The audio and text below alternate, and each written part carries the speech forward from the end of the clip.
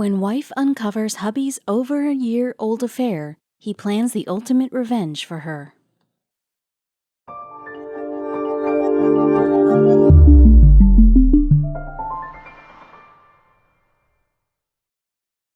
But before we start, please make sure to subscribe to m&rtv and hit the bell so you never miss any upload from us. Also, leave a like right now. The relationship between a husband and wife is dependent on one very major factor: trust. And a lot of times you trust your spouse blindly and never even think of doubting them.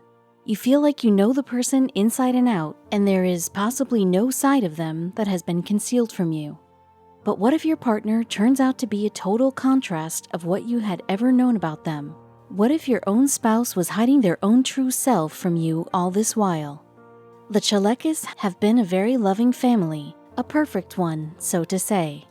But soon enough, their lives will fall apart in a way that will leave you with goosebumps.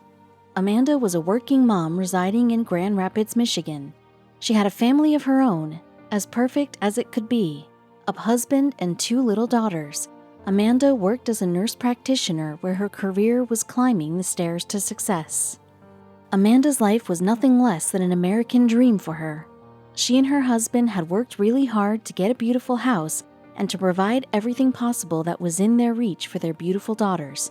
Amanda had everything she could ever ask for. James Philip Chelekis, a 32-year-old man, husband of Amanda, was a mathematics teacher in Kentwood Public School.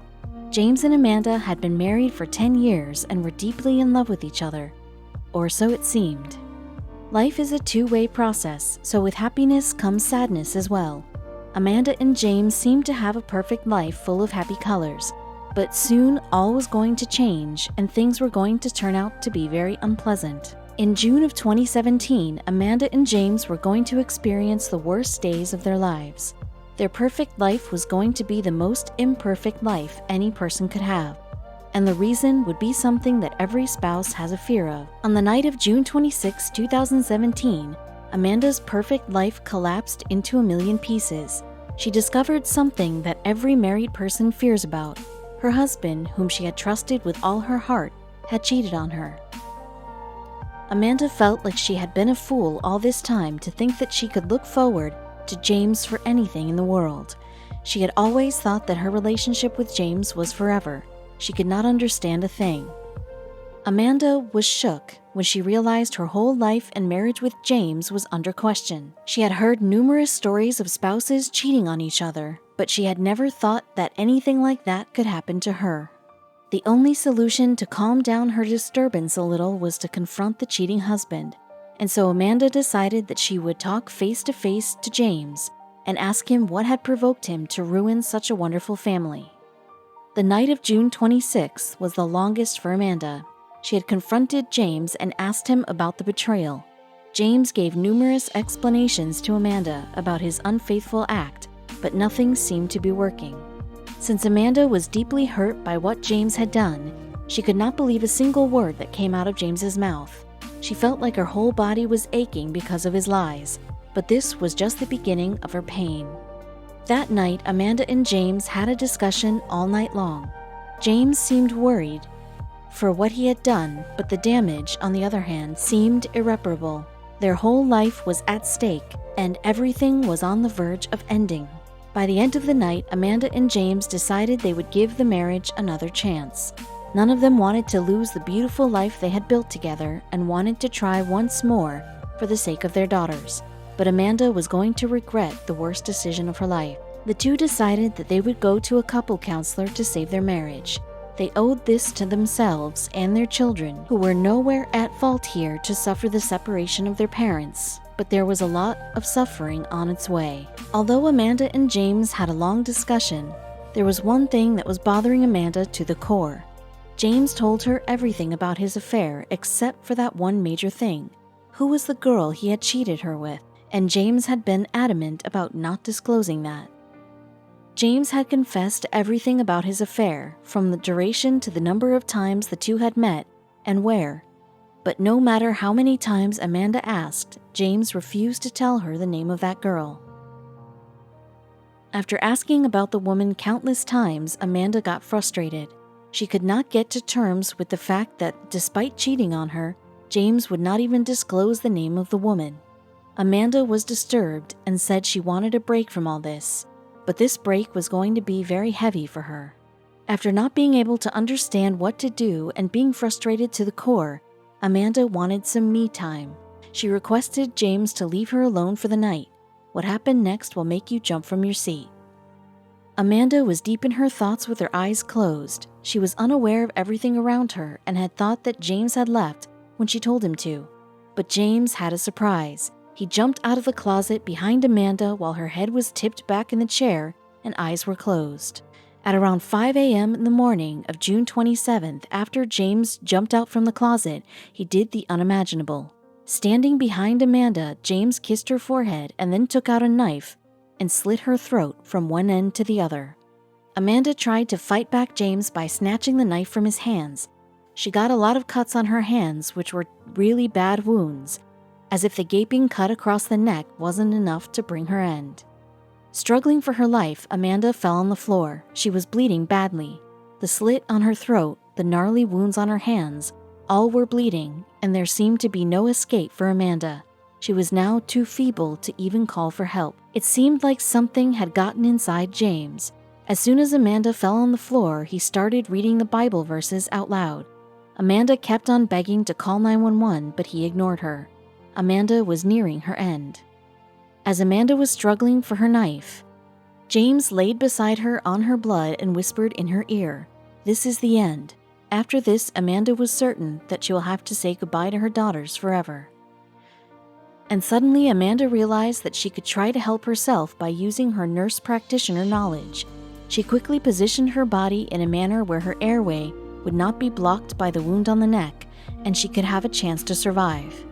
James was furious and confused to see that why she was not dying. He asked why I hadn't bled out yet. "I was constantly praying to find a way to live," Amanda Chelekis said. "I told him I was going to die very soon if he didn't do something, and he would regret it for the rest of his life." In anxiousness, James quickly took out his cell phone and dialed a number.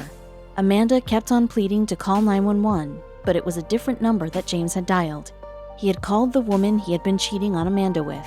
It was when James talked on the call that Amanda finally came to know that the person who was with James was not even a woman. She was a 14-year-old girl who was James's student at school. It disgusted Amanda even more. After 55 minutes of the attack, the 14-year-old finally convinced James to call 911. Shortly after, local police officials and an ambulance arrived at Amanda's rescue. She was taken to the hospital and James was immediately taken under custody. After the police did the investigation, it was revealed that the 14-year-old student and the teacher were in a relationship for 1.5 years. The police had collected evidence from the texts and pictures that were exchanged between the two, and it proved that the two were in a sexual relationship. On January 23, 2018, James was charged with attempted murder and with 2 counts of first-degree criminal sexual conduct against a minor. But even all of these charges were not sufficient for the blasphemous crime he had committed. When the 14-year-old child's mother was notified of her daughter's relationship, she was taken aback. The victim of the assault and her family did not attend the court, but her mother did send a letter to tell the people what her daughter had been through. Kent County Assistant Prosecutor Monica M. Janiski read the letter sent by the child's mother.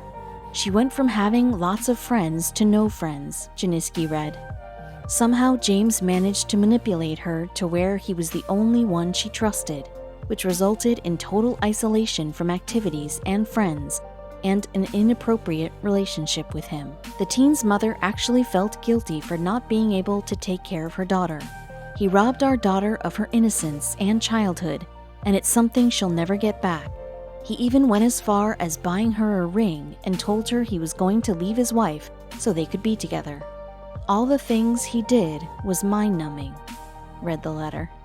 During the trial, James's lawyers left no table unturned to save their client. The lawyer tried to blame James's untreated mental illness for the heinous crime that he had committed, and they hoped blindly that the judge would buy this reason. Kent County Circuit Court Judge Paul Sullivan obviously did not buy the excuse.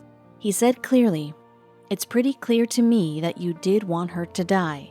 You expected her to die. You were wondering why it was taking so long to die." The judge continued to say, "I don't buy this mental health stuff. That's not snapping because of some kind of an emotional event that happens. And then what happens when you're confronted with this affair by your spouse? You end up slicing her throat." James was finally sentenced to 30 to 60 years for the attempted murder, and in addition to that, 15 to 40 years for the sexual assaults. There was no sympathy or pity for the kind of person that James was and the kind of crimes he had committed. As soon as James heard the sentencing, he started crying like a baby. "I'm truly sorry for how I failed and hurt people that I care about," he told the court. "I will never stop trying to say I'm sorry and apologize." Amanda, on the other hand, was heartbroken.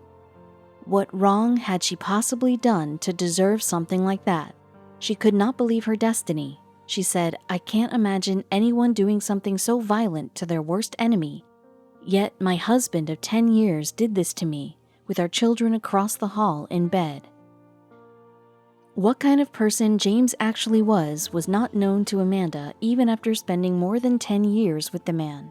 She cried, "He went from being a good person in a good marriage to attempting to murder me to cover this relationship with the student." James was never really guilty for what he had done. Even after being arrested and spending his days in jail, he wrote letters to the teenage girl from jail also. He tried to keep her in his web by telling her that he was on suicide watch the first week he was in jail because he was mentally unstable, Janiski read from the letter. Meanwhile, Amanda truly proved to be a strong woman who can fight any situation that comes her way. Her main strength has been her daughters, and she will continue fighting with the world for her daughters. After all that happened with Amanda, the biggest fear that she has is that she would have to tell her little sweethearts about who their dad actually was and what he did.